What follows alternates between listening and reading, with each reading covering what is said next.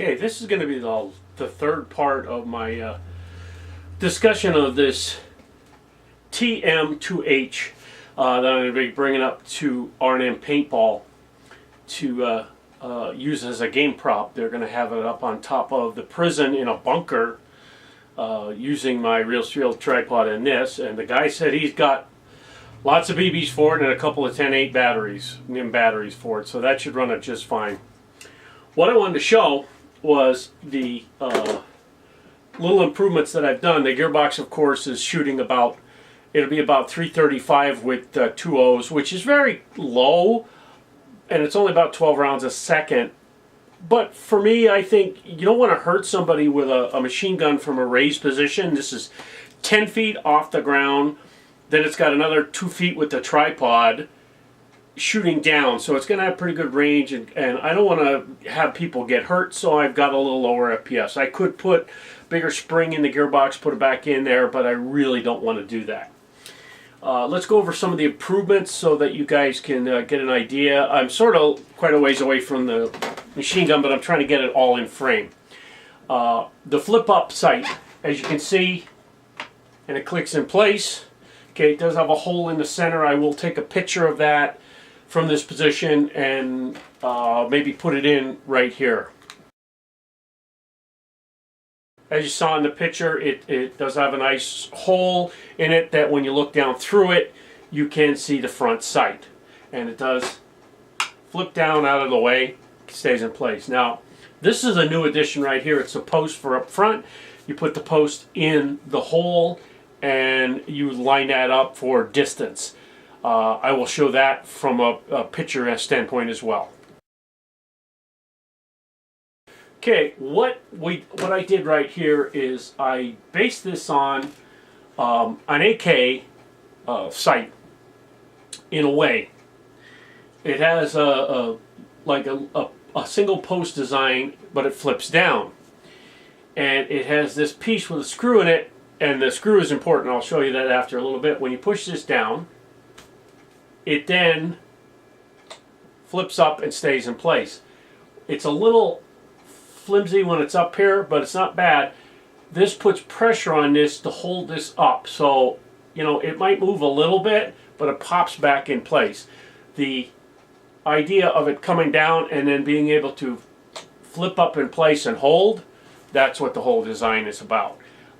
This piece with the screw is in there because it is ABS, and I have heated it and bent it, but it could, after use, bend down and lose some of its elasticity of keeping this up tight. So what I can do is just take the screw out, heat it a little bit and bend it some more, put it back in, put the screw back in, and it's up and tight again. Okay. The only other thing I'm going to do is on the end of the nozzle here, which is almost out of frame, it might be out of frame, is put orange tape on it so that when I'm in New York, it's legal and I don't have a problem if somebody stops and sees it. I pulled it back a little bit. Matter of fact, I can do it a little bit more. You can now see that I have the orange tape. I just put 2 wraps around it just to make it legal for New York, New Jersey. The last thing that I have done is, like I said in the original video, the steel tripod, although it fits my other 30 calibers that I have, this 50 caliber is not quite done right for this here. It's supposed to be for a cradle, and the cradle then has spots to hook on the real steel tripod.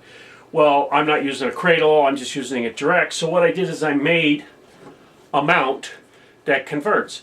This is a 1/2 inch pin spot with flat, so that when it sits in the actual tripod, it stays flat and it doesn't move.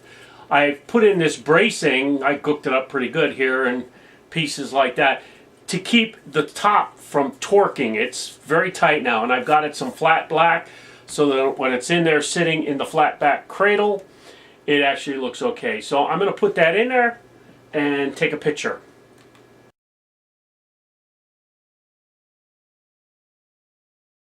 Now we're going to put the 50 caliber on the cradle and you get an idea how it looks. And I'll move it over here a little farther so you can see it on the floor. One thing I want to show, I've taken the pintle off and actually just put it on the gun first. It's a lot easier to just put it on this than trying to hold the gun and trying to put it together. Then all you do is just slip it down inside the real steel tripod, which I'm going to do right now. I've taken the strap off so you get a full look at the particular gun. There it is in all its glory. Orange tip over here, metal tripod, the extended piece. It does get it a little off the ground, and the handle sits onto the cross rail back there so that it can't go down. Now, I still might do a few more tests and things with it, but as it is now, it is 100% done. Let me flip up the sights.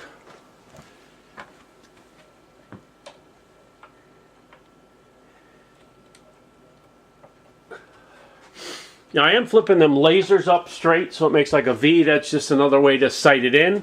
And that's how it looks right there. Now, I'm going to put the cover on it so you get an idea what it looks like for transport.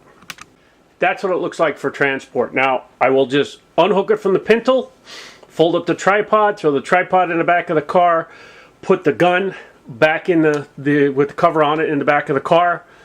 I do have 11.1 for it, but also Dan is going to have BBs and 10.8 NIM batteries to run it with it, so it is ready to rock and roll. I'm probably going to put this away until the game time is ready, and then bring it out and make sure everything's working like a champ, and then get it ready to take with me that day. So hope to see you out there on that R&M game. The people that it's a private game, but still there are some people that are invited that probably will see this video. And as always, I hope you enjoyed the video, and you have a great day and enjoy the sunshine.